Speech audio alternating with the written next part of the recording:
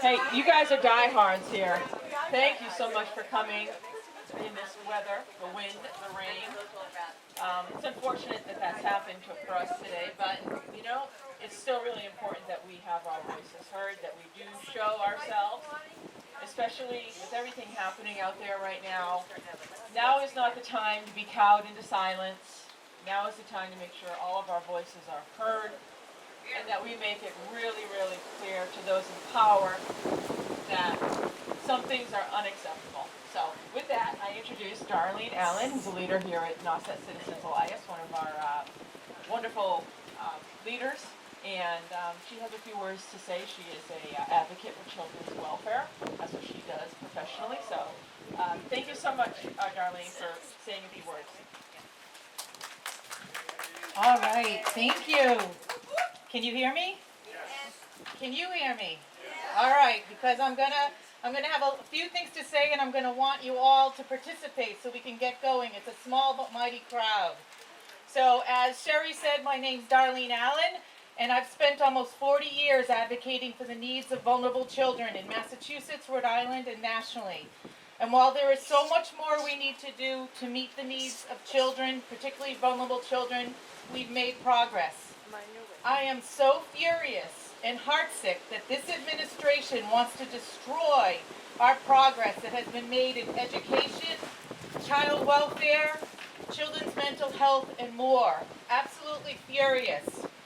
Over the past several months, the White House has issued reckless, destructive, and even illegal directives to destabilize public schools and target some of our most vulnerable students.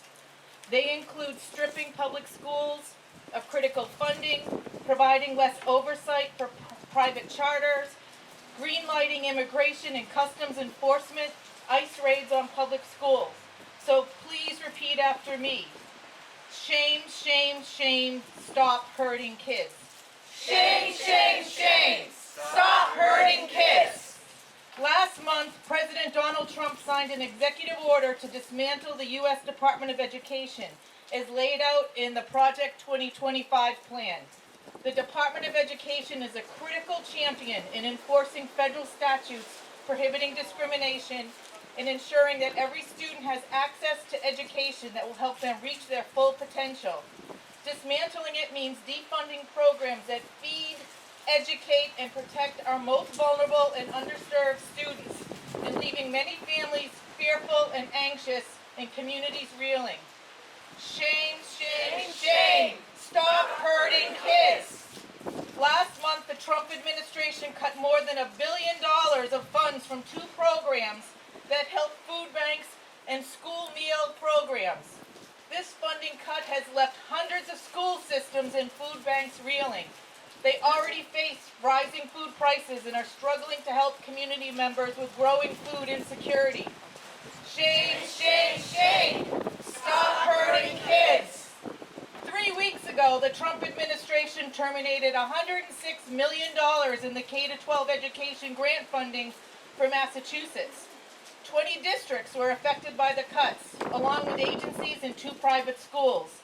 This action is jeopardizing the mental health care and math tutoring for students, as well as projects that are already underway to enhance our schools. Shame, shame, shame, stop hurting kids. Last week we learned that the Trump administration wants to completely eliminate funding for Head Start and Early Head Start. If he's successful, this would impact more than 500,000 of the nation's neediest children and the impact of child care for their families. They've already closed the regional office in Boston, and some Head Start programs are already having to close their doors, and many program directors are encountering impediments to spending their current budgets. Shame, shame, shame, stop hurting kids. The Social Services Block Grant is a flexible funding block grant program that provides funds to all 50 states to meet basic needs. SSBG is especially important to children and youth. Roughly 28 million, about half of them children, receive services in funding or whole or part by SSGB. SSGB is at risk of being cut. Recently, at the Department of Health and Human Services, Robert F. Kennedy Jr. dismissed all of the staff that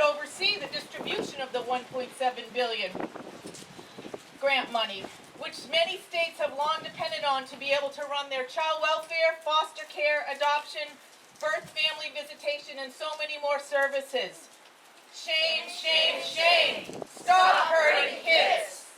We know that cuts to Medicaid and SNAP are inevitable in Congress if Congress and the President continue down their budget path. Children and teens of color stand to be the most adversely affected by cuts to Medicaid or the Children's Health Insurance Program. Medicaid plays a dominant role in U.S. health care. It covers 40% of all children in childbirth, and it's also the largest single funder of behavioral health treatment. The health and well-being of children is at risk. Shame, shame, shame. Stop hurting kids. Thursday, we learned that the Department of Justice made cuts to the National CASA and GAL program that supports legal services for abused and neglected children, and they cut several victim services across the country. We also learned that the Trump administration is considering eliminating the 988 suicide and crisis hotline for LGBTQ plus youth. And we know suicide rates are 4 times higher among LGBTQ plus youth and others. There have been more than 1.2 million calls to this hotline since 2022. Shame, shame, shame. Stop hurting kids. This administration is putting all of America's children at risk and is outright dangerous to our most vulnerable. Programs that serve kids have historically fared worse when those in power look for ways to cut spending. Because kids can't vote, they don't contribute to the political campaigns. They're not at the tables where decisions are made. We need to speak up for kids. We need to stop this assault on America's children and ensure they have a future. Thank you. Shame, shame, shame. Stop hurting kids. Here's Patty Carson. Thank you, Darlene. Stay late for production purposes. I'm sorry, we have to get this on film for everybody else speaking, so we're just going to do a little turn here. I'm sorry. Alrighty. There we go. Thank you. Next up is our advocate mom, Patricia Carson, a resident of Eastham. We're very happy to have her here with us today. Again, another leader with Nauset Citizens Alliance. Very important member of the team here. So, Patty, without further ado, welcome. Thank you. Seems weird I'm looking that way, but We've got your back. again, I am Patricia Carson, or Patty Carson. I'm one of the team leaders here at Nauset Citizens Alliance. I'm a mom of an autistic son. He's 30 years old now, and I have been in this fight for his rights for a free, appropriate public education. Yes. I've been in this fight a long time. And he was, I'm reading this improperly. We saw some of his issues when he was 2.5 years old. He played alone.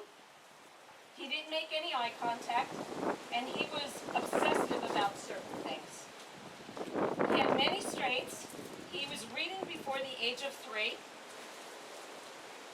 Plus, he had an unbelievable memory. A dear friend of mine suggested she test him. She has a PhD in psychology, and she tested him, and she is a person that works at Hunter College. She tests the gifted and the talented children in Manhattan. And she said, "Did you ever hear of Asperger's syndrome?" And I said I had not. Now he's 30. So this is when he was 2.5 years old. I had not heard of Asperger's syndrome. The term Asperger's is no longer used. As a lot of you people probably know, it's under the umbrella of autism, and it's helpful to have it under that umbrella because you receive services better from the community. So at that point, I contacted my local school district, which started with a neurological exam. I started my own research, everything I could possibly read about, find. I was talking to people constantly. I was not embarrassed. I was searching for answers, therapies, and whatever supports he am so proud to say he went on to Goucher College and has a degree in music, drives a car, and works a full-time job and lives independently. Yes. Don't make me cry. So the public school district, by law, has to provide him with services. He had a full-time aide. He received occupational therapy, physical therapy, and speech therapy. What the school district neglected to tell us was he qualified for ESY. Does anyone know what ESY is? Extended school year, meaning a summer program. In order to qualify, he would have to fall behind. And he wasn't falling behind academically, but he was falling behind socially. So this is the point we had to fight the district for services. We hired an attorney for special needs. The district wanted to put him in a totally appropriate,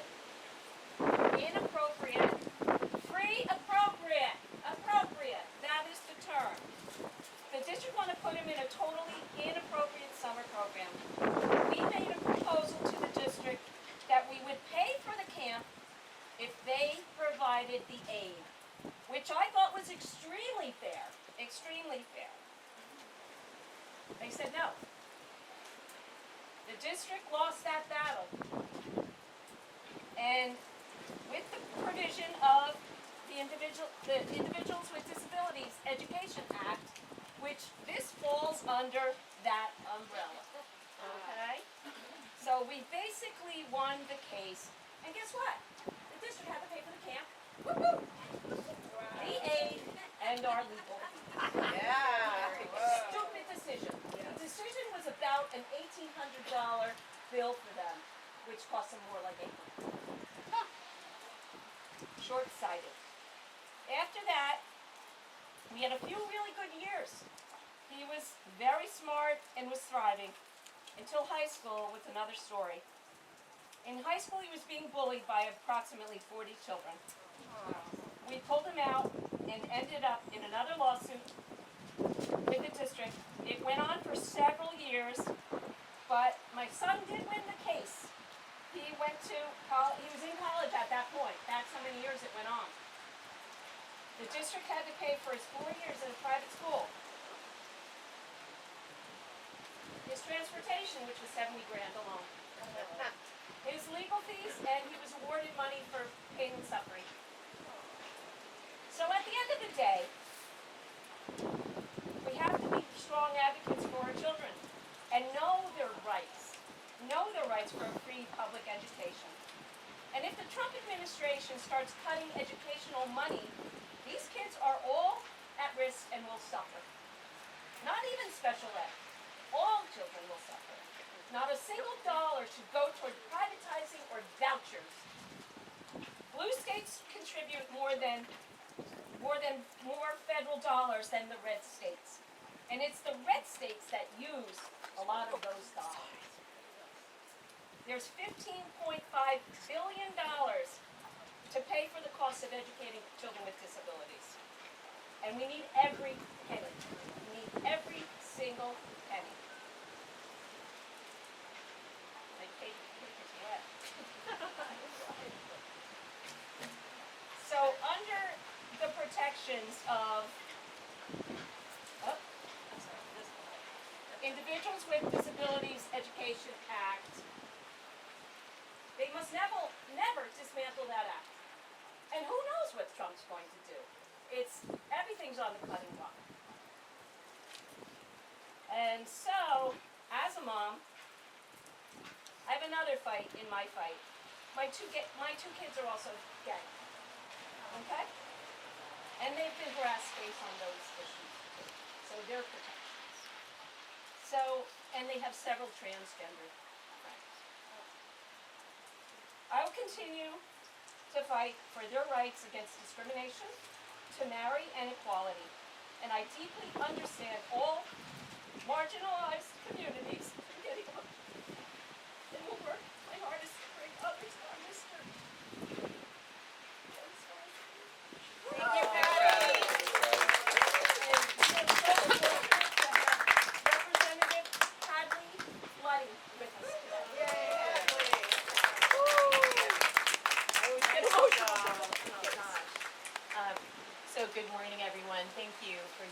incredibly powerful words,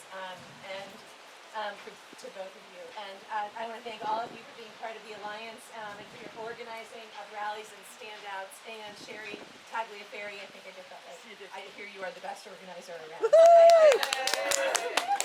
We're lucky to have you here at Barnstable. It's great to be here at Nauset Regional Middle School with one of my 3 kids, Olive. All of my 3 kids are MRMS graduates, so excuse me.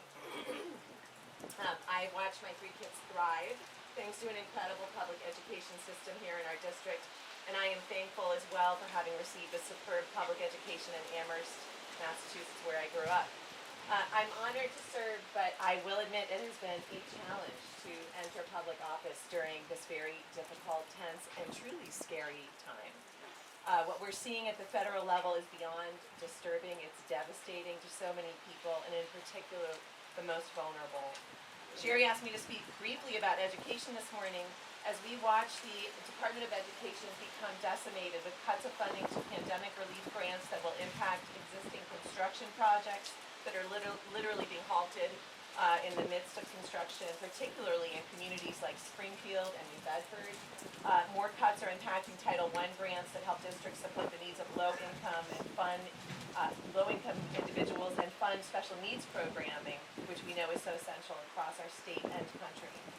Federal cuts in Massachusetts will impact our buildings, mental health resources provided to students, tutoring, and school security. The partner we have had with the Department of Education at the federal level is experiencing cuts that also prevent the slow spend down of any resources that might be available, and the lack of staff to address everything from civil rights violations to emergency or grant funding needs. What's most disturbing of all, and we've heard this already from our 2 speakers today, is the threat to educators who support DEI initiatives and encourage diverse learning and inclusion of our diverse community members. But in this darkness, I did want to share some positive news and a reason to support our local leaders and school officials and keep up your efforts during this time, because Massachusetts is standing strong. We have a governor committed to keeping our education system vibrant and thriving. We have an attorney general who is, with her team, filing countless lawsuits to stop devastating cuts and efforts. I was very proud just a few weeks ago to work with the House of Representatives to pass a $1.3 billion supplemental budget as a result of funding from the Fair Share surtax. This budget included $353 million for education-related investments across the state and $828 million for transportation, which is critical, as mentioned, for our students. These dollars support high-cost special education challenges, capital improvements at vocational schools, funding for early education and care, funds to increase wages, as well as significant investment in the Student Opportunity Act. So I won't list all the details, but this is something to celebrate in the midst of all this darkness and to help us keep our voices and efforts in Massachusetts strong, proud, and committed to providing high-quality education for all and standing up to the nonsense and truly bullying efforts being directed by the Trump administration. I have a great deal of faith in our state, our educational system, from public to private, from early childhood education to higher education, that we will prevail if we stand together like we're doing today and support great leaders and institutions like my alma mater, my graduate school alma mater, Harvard University, who are taking the leap into an unknown and threatening environment as they stand by their values and say no to bullying, just as we want all young people and all people across the board to do. So many of you are asking what you can do to help during this difficult time, and you guys are actually exemplify exactly what we need to be doing. But it goes without saying, call your legislators in Washington, reach out to both sides of the aisle, write to members of the Supreme Court, thank our Attorney General and her incredible team for their efforts. Support our local leaders in government and our public schools who advocate each day to keep Massachusetts and our schools strong and keep getting together and having events like these. Every protest, every day of advocacy makes a difference, and together we're getting stronger by the day. Thank you all so much. I'm so honored to be with you this morning.